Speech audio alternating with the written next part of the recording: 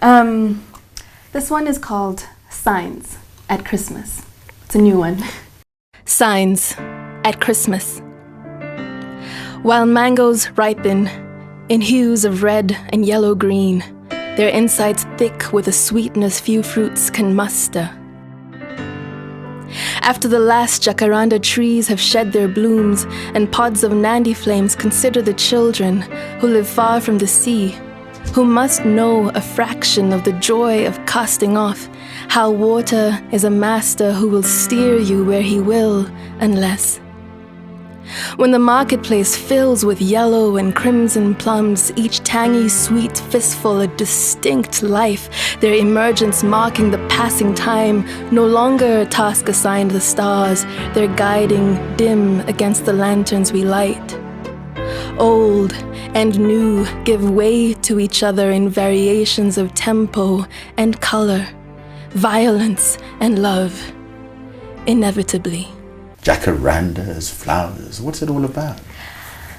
I think where I was coming from was reading, Christmas was approaching and we were consuming these very Western and irrelevant ideas of what Christmas is and does and looks like, which it doesn't for us. There is no white snow, there is no raindrops falling on a tree and reindeer and all that stuff.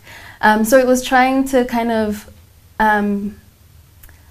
localize Christmas or place it in this space, and what, plums are Christmas, plums, they always come in December, Christmas time, Right, so, yeah. So what is real for us, taking other people's myths, legends, and having the same response, but in our own milieu, is that Yeah, I mean, and it wasn't so much, it was more the seasons. I've been very kind of preoccupied with our kind of environment, the taste and sounds and kind of sights of the city and sometimes of the country as well. So I wanted to feel what and look and actually just articulate what Christmas is for us in this space.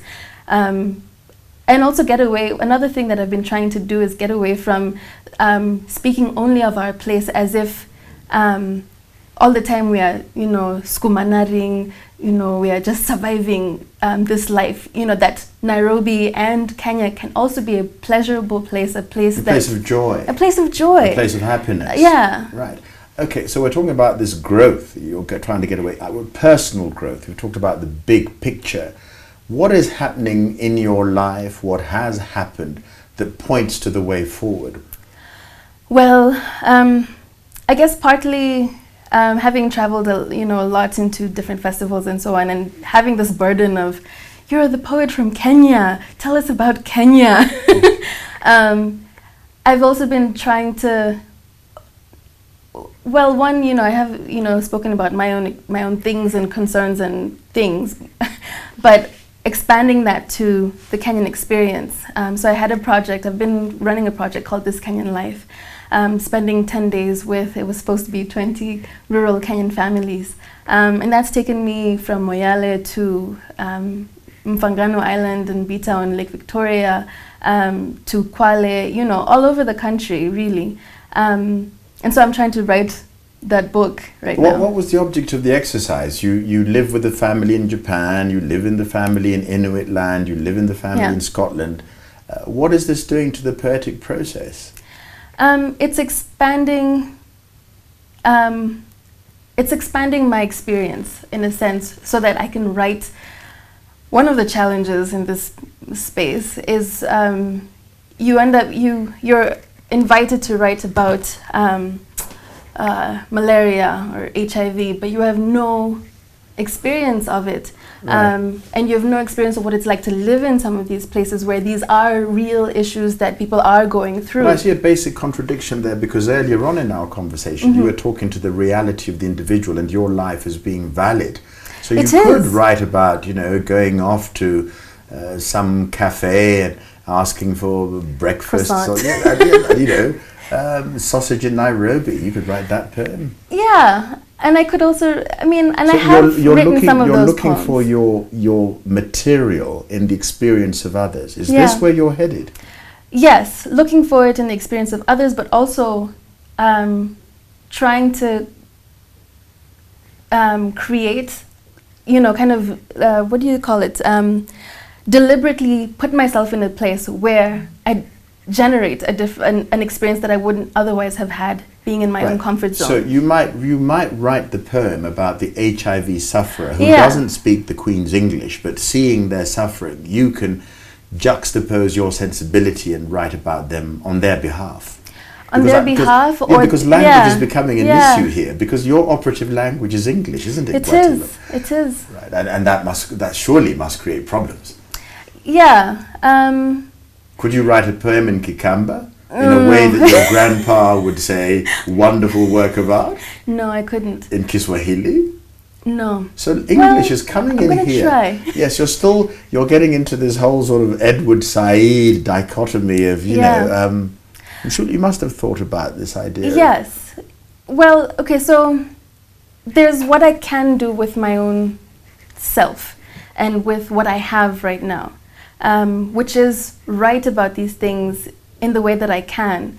And I really try and be as honest and kind of truthful and respectful of if I'm writing about someone else's experience, I really try and be as respectful of that experience as possible, so that we're not doing the same thing that's been kind of done to us in a way.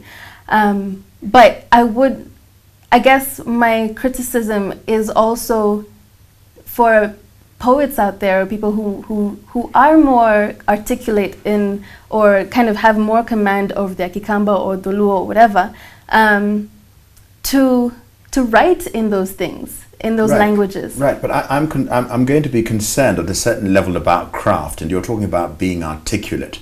Now, we're told, you know, we read the whole sort of Malcolm Gladwell outliers philosophy, that to be really, really good at something, you've got to put in so many man or woman hours to be in it. Do you believe that there is the requisite man and women hours for Kenyan poets who may not have had your education to end up being the real thing, playing on a global level?